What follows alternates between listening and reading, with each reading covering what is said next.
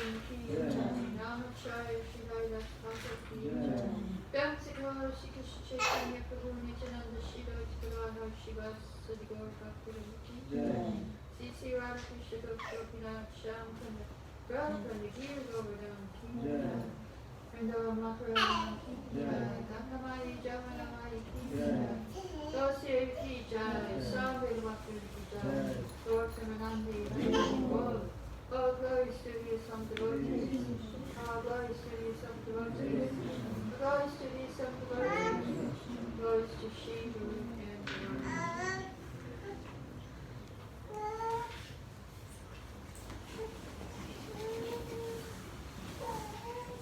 We're reading from Bhagavad Gita, chapter 6, verse 6. Vandaratma manastasya yenatma patmanajika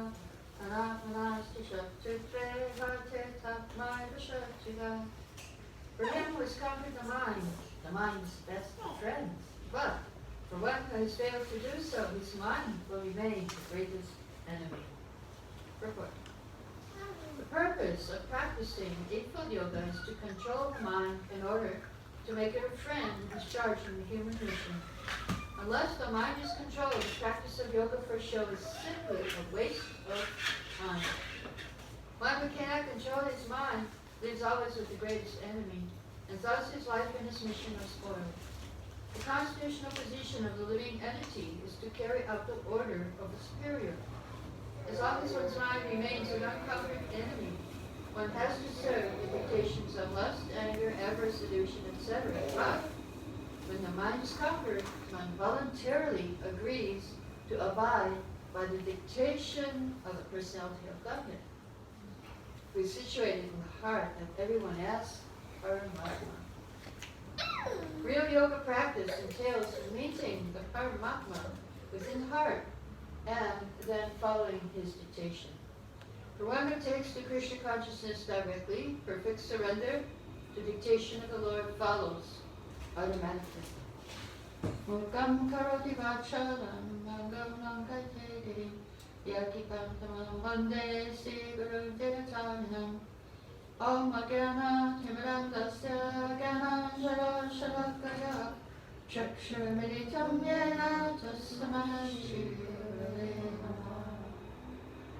So yesterday we mentioned about how to treat the mad mind. What is expert treatment for the mad mind? That is hearing and chanting. Chanting Hare Krishna, hearing about Krishna, hearing about his activities.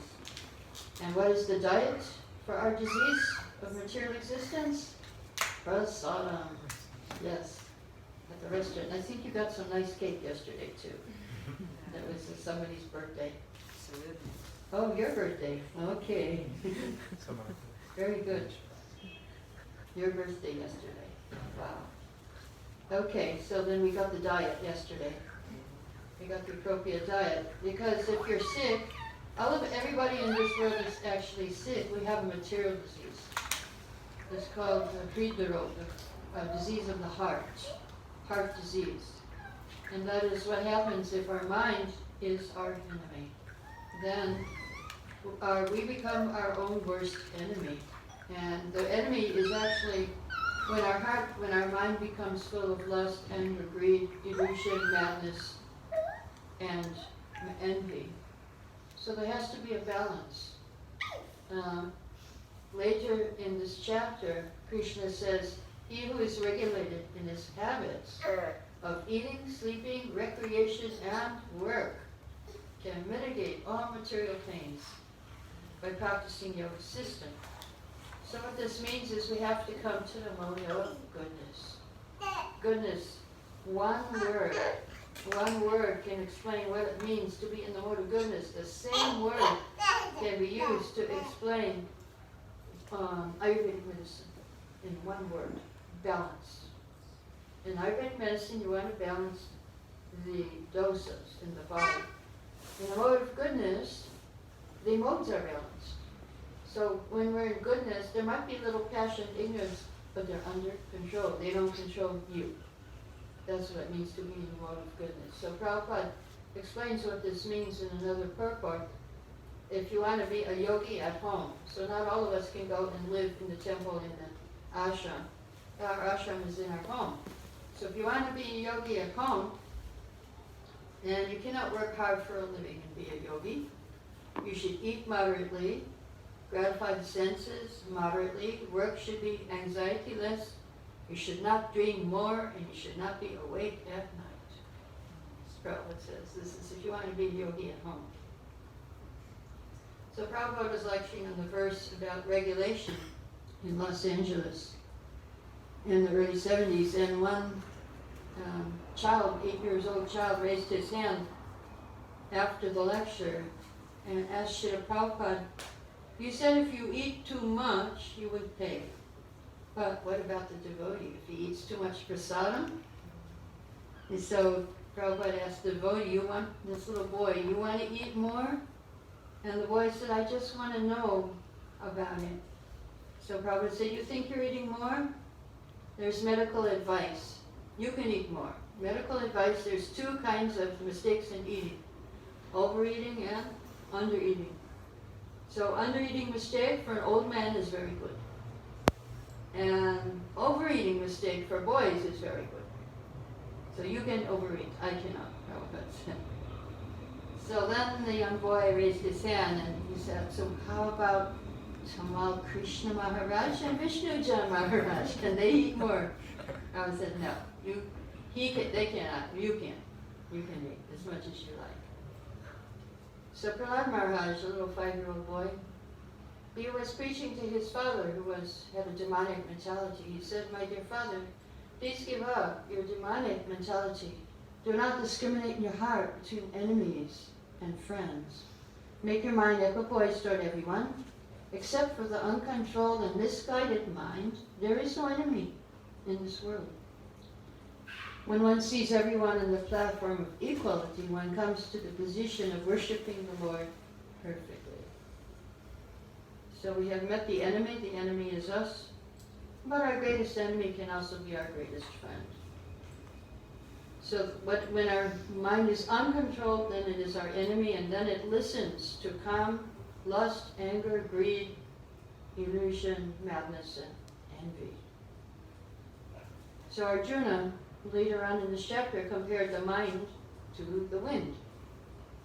Wind is one of our gurus. We can learn from the wind. We can learn some lesson. What can we learn from the wind? When the wind is blowing in many directions at once, the atmosphere becomes agitated. So similarly, if the mind is constantly going in one direction, being attracted, another direction, being repelled by material objects, there will be such a mental disturbance you cannot think about the absolute truth or the spiritual path. So we have to learn from the blowing wind the art of moving through this world with detachment. Okay. So when the wind goes over a beautiful rose garden, it picks up a beautiful scent, carries it for some time, and then drops it. And when the wind goes over the garbage dump, it picks up a terrible smell, carries it for some time, and then drops it. So we go through life. We pick up happiness. We carry it for some time, and then we drop it. And distress, we sometimes carry distress in our lives, and we pick it up, carry it for some time, but then we should drop it. We shouldn't try to hold on to happiness or even distress. Sometimes people get joy out of talking about their distress to others. You should let go of that too. Do not try to hold on to your distress or your depressed condition. We have to let go. We have to learn from the wind how to be detached. So how do we lose control? The first thing that happens is kama, or lust. And when our lust, we want things so much. But when our lust is not fulfilled, we become angry. And when after anger, what comes next is greed. We want more and more. We're never satisfied with what we have. So there was one very rich man who died many years ago. He was J. Paul Getty. And somebody once asked him, what is your philosophy? And he said in one word what his philosophy was. more. He's a billionaire. He had enough. He should be satisfied having so many billions, but no, he wanted more. So this is the problem, this is greed, and that's the problem with the world today. This is a symptom of our modern society, that problems of greed for wealth. So when we have greed for money, we experience great fear, anxiety, and delusion, and when we try to earn it, when we get it, when we increase it, try to protect it, we spend it, we lose it, and try to enjoy it. All these things are there. So therefore, somebody told me here in Ireland, he was out on the street distributing our Bhagavad Gita books. He met one man, and this man said to him, "The happiest day of my life was when I got my boat." Because here in Ireland, this is one of the big enjoyments, that people go on their boats around, because there's lots of rivers and lakes. So people enjoy their boats. But then the man said, "But then the happiest day of my life was when I sold my boat." Because there was so much trouble to maintain. There was more trouble to maintain than I got enjoyment out of it. So this is the story of life in this material world. These material things cannot make us happy. Now, yes, I would like to share with you one American Indian story. Not story, but it's like a moral story. Some devotees, you have heard this before, that in the heart there are two dogs fighting, right? The good dog and the bad dog. The spiritual dog and the material dog. So which dog is going to win the fight? The one we feed the most. If we feed our material dog, then we will be controlled by lust, anger, greed, illusion. And what do we feed the material dog? The cell phone will be, internet, and so many things we can feed the material dog. Food not offered to Krishna. And the spiritual dog, we feed Bhagavad Gita. We need spiritual food here. So that's good. You all came here today to feed your spiritual dog. It's going in your spiritual bank account. So we can use all of these things which are obstacles. We can even use lust in the service of Krishna. We can make our mind our friend by using these very things that bring us down. We can use them in a spiritual way. How can you use lust? So Narayani Das Thakur has said, Kama Krishna Marpane. We use our lust for serving Krishna. Just like we're lusty to do something for our sense enjoyment, the same desire can be used for serving Krishna. Srila Prabhupada gave his own example, just like we are writing books whole night. So for an old man like me, it's tedious, it's difficult, but we're doing it for Krishna. So another author may be writing the whole night for some sex literature. So his labor and my labor is the same, but the result is different.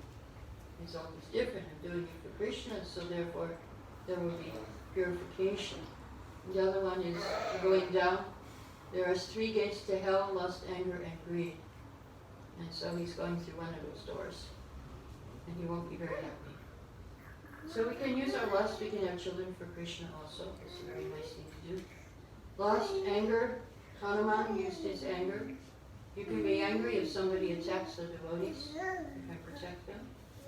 Greed. You can be greedy for service to Krishna. You can be greedy to chant more, to hear more, to read Srimad Bhagavatam.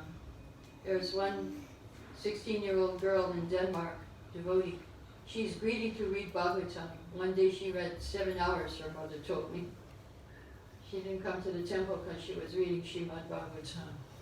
7 hours.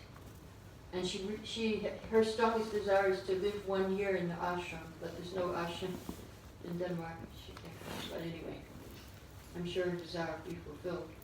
She's greedy for association with devotees. So our greed we can put there. greedy for advancement, spiritual life, greedy for chanting Hare Krishna, greedy for association with devotees. How do you use illusion, moha, in the service of Krishna? That without seeing the devotee, without being with the devotees, you feel a void in your life. You feel a void. Just like Lord Chaitanya says in his prayers, Govinda Virhedami, Shinjayitam Jagasaram, the whole world appears void in the absence of Krishna, because I cannot see you. So, how do we get protection from these 6 enemies? Yesterday I was talking about one mark on Lord Chaitanya's lotus feet, the sacrificial altar. So today we'll talk about another mark on Lord Chaitanya's lotus feet, the chakra, the disc. It is brilliant like the sun.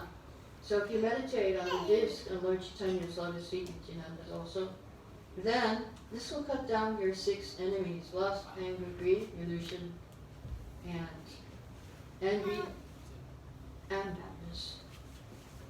So if you chant Hare Krishna and you surrender to Krishna, what results can you expect to get? First result, protection from anxiety over future maintenance. The devotees have no anxiety what will happen next, where they will stay, what they will eat, because they are maintained by the Lord. He says, I protect what you have, and I give you what you lack, he says about the Gita. So in the early days in San Francisco Temple in 1967, they had big trouble paying the rent. They didn't have money. So what they would do, they would just go out on Harinam and chant and pray. So one time they went out on Harinam, they had to pay the rent for the next day, $400, or else it would be kicked out from the temple. So they went out on Harinam, and one man came with an envelope, gave it to them, and inside was $400 to pay the rent.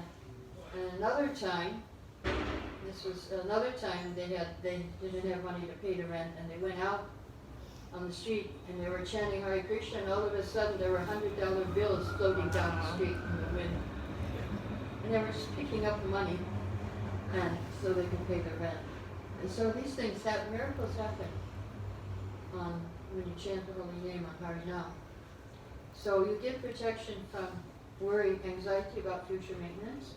You get protection from falling away from the spiritual path. There are stories of devotees who did fall away from the spiritual path. One devotee was named Bharat Maharaj. He became attached to a baby deer, and he was so attached, the time of death, he was thinking of the deer. What happens when you die thinking of a deer? You become a deer in your next life. But Krishna protected him because he remembered his previous life as a devotee. And so next birth he was very careful, and he took good association, and he went back to Godhead. So protection from falling away from the spiritual path.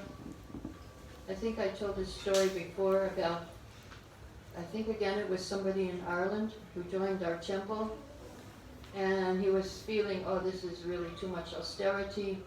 I have to get up at 3:30 in the morning, go to Mangal Arti, and in the old days there was no toilet paper in the temples also. And there's no toilet paper here. Yes. And so he left the temple, got a job, night shift. He was on the night shift. And so one morning at 2 in the morning, he was thinking, this is worse than when I was a devotee. And then he was working in a paper factory. These big, he had huge boxes to transport on these big luggage carriers.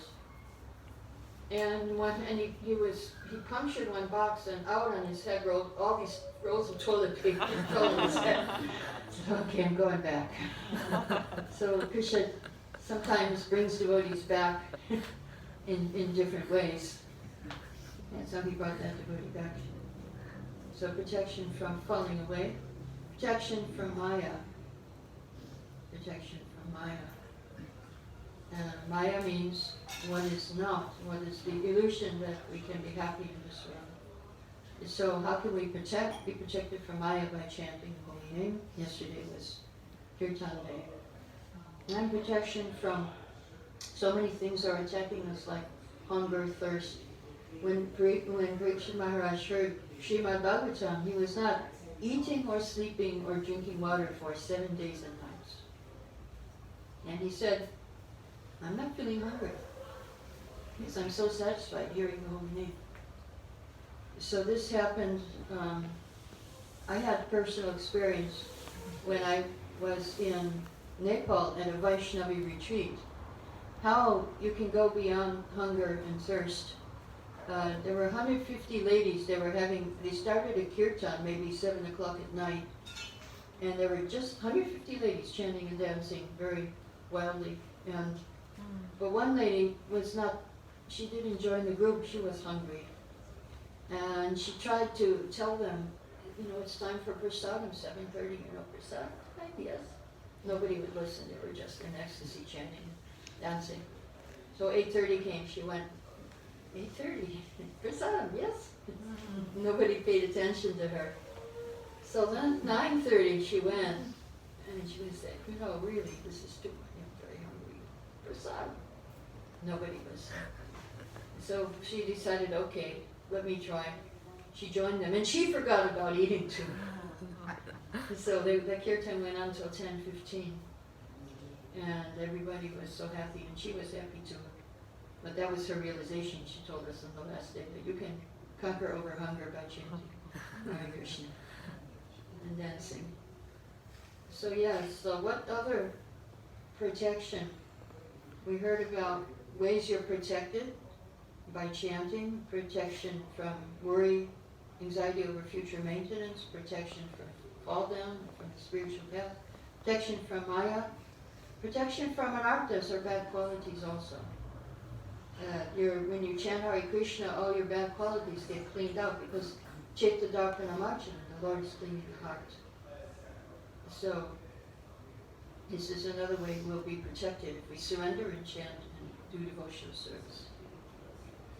So the last protection, there are many actually, but I'll only telling you 5, is protection from sinful desires. We have desires to do things which are detrimental for our spiritual advancement. So by chanting, then the seed of sinful desires is removed. And this is not possible by other processes. Right. And so, and you get protection from danger also. Indradumna Swami was on an airplane traveling from Durban, Africa, to another city. And they were trying to land in another city. And every time they were trying to land, the plane would be violently shaken. They couldn't land. And so as soon as this happened, Maharaj was shouting, Krishna, Krishna, Hare Krishna, when the plane was being shaken violently. And some others on the plane were saying, Jesus, Jesus. And the Muslims were going, Allah, Allah. And then the plane went back up and aborted the landing. And the person next to Maharaj said, Swamiji, I am a scientist. I do not believe in all these things. I do not believe in this chanting. Then the plane went down again, started shaking. The scientist was getting sick, went back up. And the scientist said, what was that you were saying? And Maharaj said, Hare Krishna. No, the whole thing, Hare Krishna, Hare Krishna. The pilot made an announcement, okay, we're going to try one more time to land. If we are unsuccessful, we'll go back to where we came from. And so again, the plane went down, it was shaking, everybody was chanting, the scientist was chanting, and the plane landed. And so Maharaj said to the scientist, now do you believe? And the scientist said, maybe. The Maharaj said, here's my card. If you have any questions, you can contact me. So we will be protected from danger. So you may have the question, when does the protection start? In 9th canto, 4th chapter, there's a purport where Prabhupada says that this protection is offered to a devotee even from the very beginning of his devotional service. Once he begins devotional service, he's immediately protected by the Supreme Personality of God. Confirmed in Gita, Aham Tvam Sarvapapakya, Moksha Shami Mashicha, this end of Bhagavad Gita, 1866. If you surrender to me, I'll protect you from all sinful actions. Do not fear. So it's very difficult to control the restless mind, but if we offer our mind to Krishna, let him take control, he'll surely help us. So I'll end with one verse from Chaitanya Charitamrita, which is very helpful when you're in times of difficulty. Katanchana smiteya sundusram sakaram valeti Devi paritam syashi Chaitanya namamitam. Things that are very difficult to do become easy to execute if one somehow or other remembers Lord Chaitanya. But if one does not remember him, even easy things become very difficult. To this Lord Chaitanya, I offer my respectful obeisances. So we'll stop here. If there's any questions, we can ask at this time.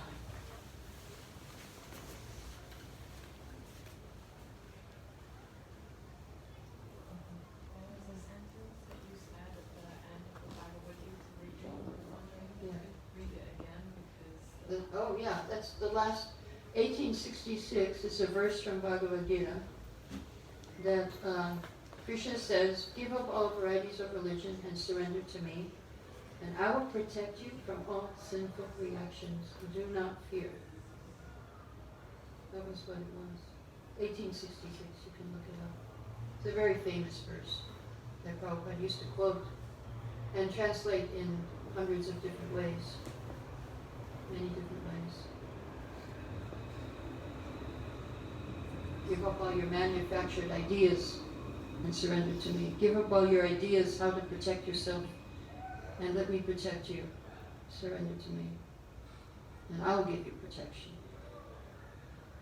So if a very rich man says, don't worry for money anymore, I'll take care of you, then you'll feel really good. I don't know who the rich man, Bill Gates, he's a rich man, right? Famous. Who's a rich man in Ireland? Is that Ryan Airlines? Right. Yeah. If Mr. Ryan says, don't worry, I'll take care of you financially, then you'll feel, well, no worries. So Krishna is saying that, and he's the richest in the whole creation. And not only the richest, full of knowledge, full of renunciation, most beautiful, most knowledgeable, strongest. So if he says, I'll protect you, then we should have no fear and no worries. But he wants us to surrender to him and love him and do things with devotion. And he'll protect us.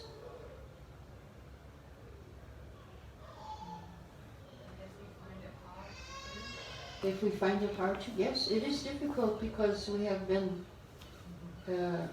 not surrendering for billions of lifetimes. Everybody finds it hard to change. But if we just try to do it, you'll see our effort. You'll see our effort. There's one example Prabhupada gives. There's a verse in Gita where Krishna says, one who knows my birth and activities will not come back to this material world. One who understands my birth and activities. And Srila Prabhupada, lecturing on that verse, says, even if you don't understand Krishna's birth and activities, you just try to understand Krishna's birth and activities, then you will get liberation. So our success will be in our attempt, in our try. Even Prabhupada said, I'm trying to be a devotee. Well, Prabhupada can say that, so what are we doing here? We're trying to be devotees. We're trying to serve devotees. We're trying to be very grateful, as we said yesterday. If you're grateful, it helps. Then you appreciate what you have. You don't think about what you don't have. You have to be positive about yourself too, and love yourself and appreciate yourself. That yes, I'm trying. Encourage yourself. Encourage yourself to try for Krishna in this life. Encourage yourself. Encourage others. Be grateful. for what you have. Yeah, we're all trying. I've been trying for almost 50 years now, and I'm still trying. The main thing is not to give up trying. Just don't give up. Don't think it's hopeless. But just, you just have a few years in this life to live. So, and it's not like so many hundreds of years, and Lord Chaitanya has made it so easy. No rules, regulations, you can chant anytime, anywhere. And just try to contact Krishna when you chant. Try to remember Krishna during your day. And just by that trying, that will get you Krishna. Just by trying. It is difficult, it's not easy. But if you do any other process, you'll find it much more difficult. You try to do Ashtanga yoga, I mean, real perfection in yoga, not what we see here today. And it's much more difficult to follow the other paths in personal meditation against our nature. Right. So, any other questions?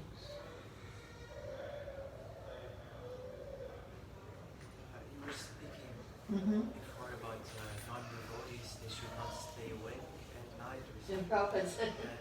What was that about? Sorry, I did not understand very well. Well, the verse that was referring to is one who is regulated in his habits of eating, sleeping, work, and recreation can stop all pains in this world.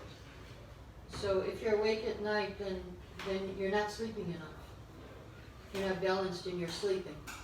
And that will cause a disturbance to the rest of your life, to your work, to your recreation, and to your eating. Yeah, so sleep is very important. It's one of the factors for intelligence, according to Srimad Bhagavatam. You must have enough sleep for your intelligence to work properly. So that was not to be awake at night. To do everything in moderation. Yes, everything in moderation, yeah. And then you'll be healthy and happy. Yeah, that's the mode of goodness, when you can actually have a balance in your life. And that's yoga. We're also practicing yoga. Bhakti yoga includes all the other yogas. So this is how you practice. It's one of the purposes of Ashtanga yoga. Also, one of the practices is to be regulated in your eating, sleeping, work, and recreation.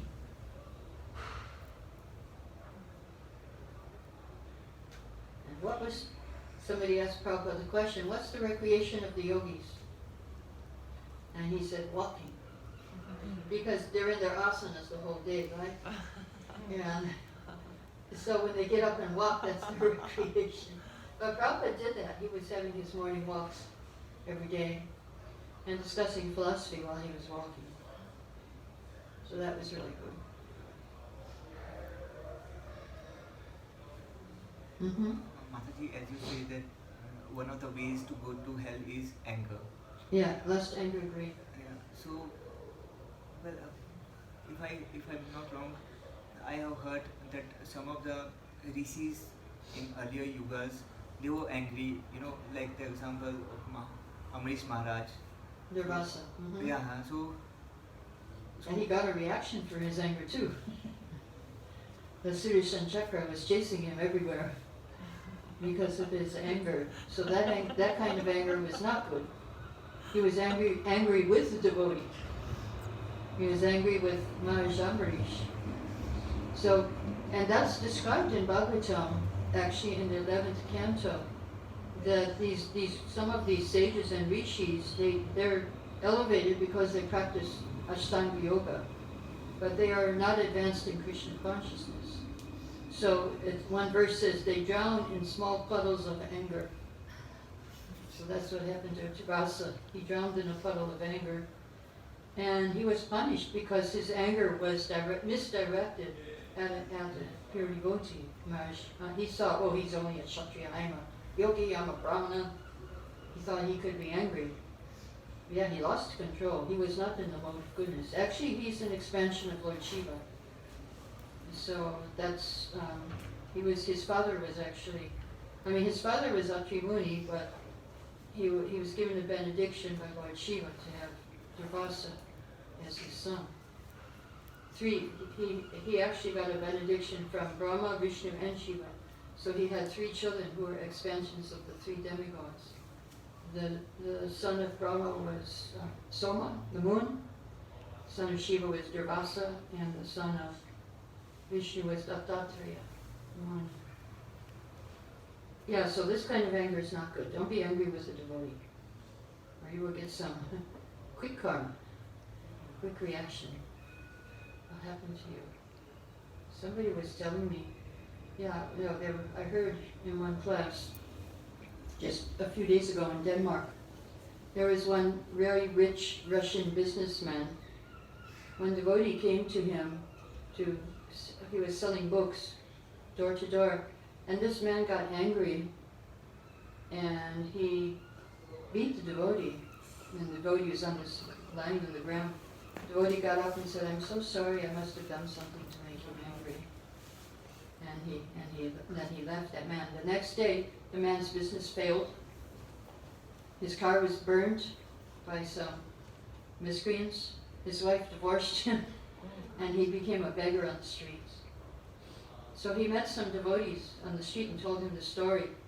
And he said, I want to meet that devotee and apologize to him. But so far he hasn't met that devotee yet. But so be careful. Don't mess with devotees. The devotee didn't retaliate, but Krishna couldn't tolerate what that man did. So yeah. So Durvasa, same thing. He was going to lose his life. Sudarshan Chakra was after him. Nobody could protect him, not even Vishnu. He had to surrender at the lotus feet of Maharaja Ambarish and beg forgiveness for his offense. And then Ambarish prayed to Sudarshan, please. Ambarish was such a devotee. He prayed, if I have done any good activities, you take them and give to this Brahmin and free him from this burning. Let him be free. So that was the mentality of the devotee. Even though he was wronged by Durvasa, he was praying for him, for his benefit. So yeah, when you're with devotees, respect them, serve them, appreciate them, be grateful to them. That's what we need to do. Can you gift your anger to Krishna? Well, if you want to be angry with someone, be angry with Krishna. No. It's better than being angry with his devotee. No, but giving your anger to Krishna means that you use your anger in a constructive way. Now, how to do that? If you see the devotees are on the street and somebody is attacking the devotees, then you can be angry with that person and protect the devotees. That's how you can use your anger. And if it goes to court? Can Yeah. I get the Bhagavad Gita in court?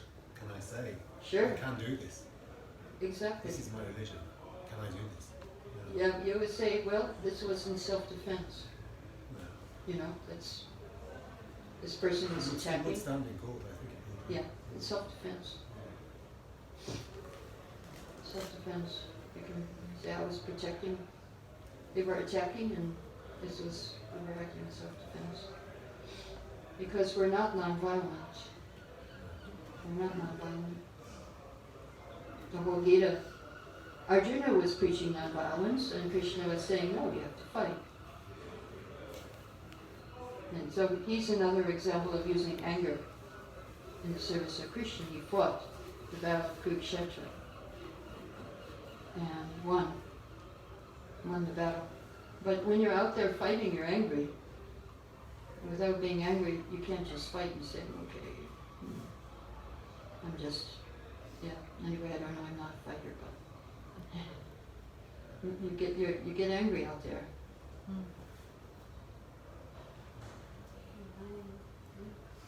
Nasty person. You were talking about uplifting devotees and I can't hear you. Can you Okay. come closer? talking about uplifting devotees and encouraging Right. each other. But sometimes we find that envy gets in the way, so it's hard to praise. and Envy gets in the way. Yeah, so how do we encourage? That's good if you can see the envy getting in the way. Then you can pray to Krishna, oh, just see this envy, it's coming in my heart. Please remove this envy so I can peacefully serve the devotees. You can say some prayers. There's one prayer by Prahlad Maharaj, 5th canto, 18th chapter. May all the envious people be pacified and let them engage in devotional service, because that way they will help each other. So you can say prayers like that. That's in 5th canto, 18th chapter. Prahlad Maharaj's prayers. Yes, and we are certainly victims of envy. So, but in order to rise above it, it's good to identify it first. It's good to identify it and then try to do the opposite. Sometimes we can identify it in others before we see it in ourselves. We Yeah, see it in others, usually- but it's not maybe so much in ourselves. Yeah, usually what we see in others, if you pick up a mirror, you'll see, oh, is that in me? Is that why I'm seeing it in others? Yeah, usually what we see in others is our problem. Atmavan manyate jagat, that how we see the world is through our problems, that we project our own problems on others. You say, before you judge somebody, ask yourself the question, is that my problem? Do I have this envy? That's why I'm seeing it? And what am I going to do about it in myself? Yeah, it's a rough one. But we need to be honest with Krishna and pray to Krishna and say, yes, this is my problem. Please help me to become non-envious. And being non-envious, that's the first qualification to hear Srimad Bhagavatam. It's for those who are non-envious.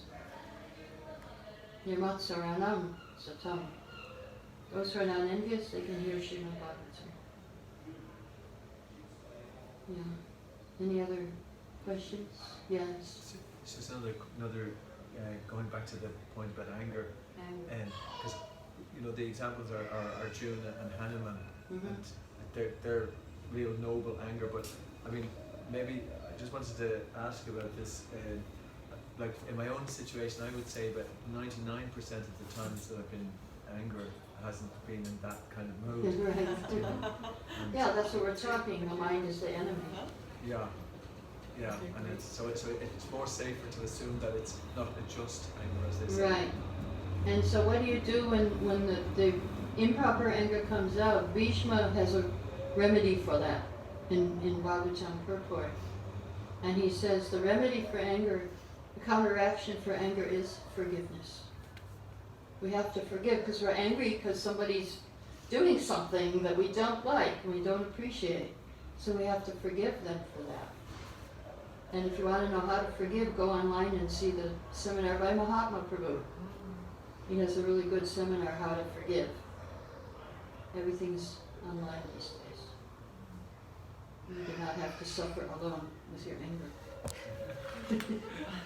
You can go online and get help.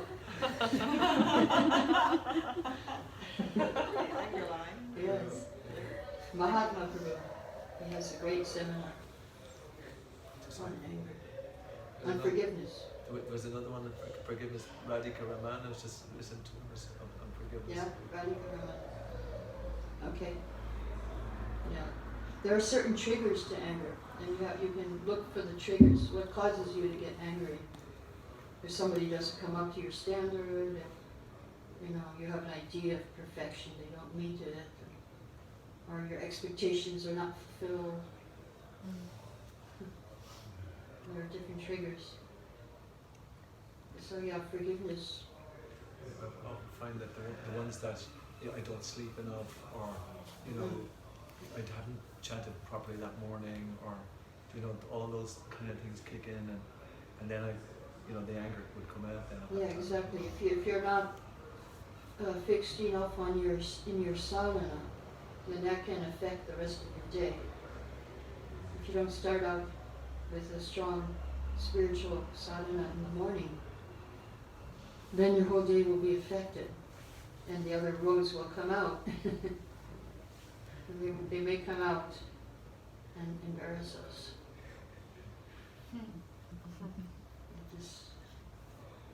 These are the challenges of being a devotee. These are the challenges, but at least we're seeing it. At least we're identifying it and trying to work with it. We're trying to improve. We realize it's a problem. So that's good. At the same time, we have to chant attentively. We have to pull out the weeds in the heart. There's two things. There's the negative side. There's the weeds in the heart we have to take out, and then there's the positive side that chant and hear attentively. So both go on in our lives. Avoid the 10 offenses, chant Hare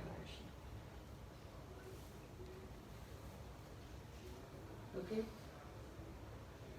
Jaya Guru Shri Prabhupada.